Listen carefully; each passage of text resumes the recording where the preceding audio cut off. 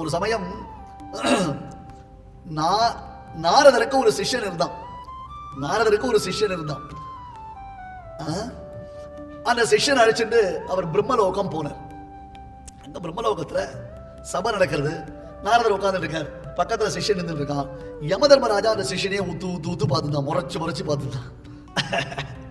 நாரதருக்கு பயம் வந்துருது, நம்ம சிஷ்யனை யமதர்மராஜா பார்க்கறான்னா இது ஏதோ வேலை நடக்க போறது அப்படின்ட்டு தன்னுடைய தபோ மகிமையினால சிஷ்யனை மறைய வச்சுட்டான்.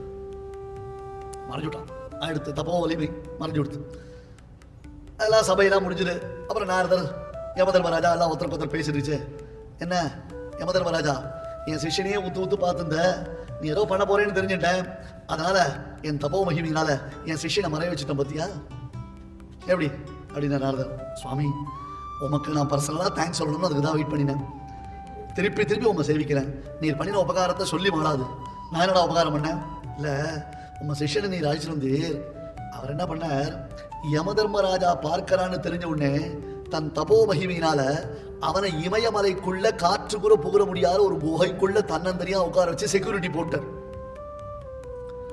யமன் கண்ணில் படாமல் அவனை ஒழிச்சு வச்சுட்டார். அவன் சேஃப்டியா இருக்கான்றதுனால நாரதருக்கு சந்தோஷம்.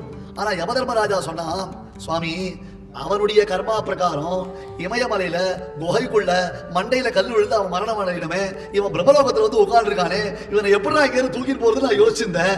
என் பேர்பட்ட உபகாரம் நீர் பண்ணி நீர் எனக்குதான். நான் கஷ்டப்படல, நீரா கொண்டு போய் அவளை சேர்த்து வச்சுட்டீரே சுவாமினா.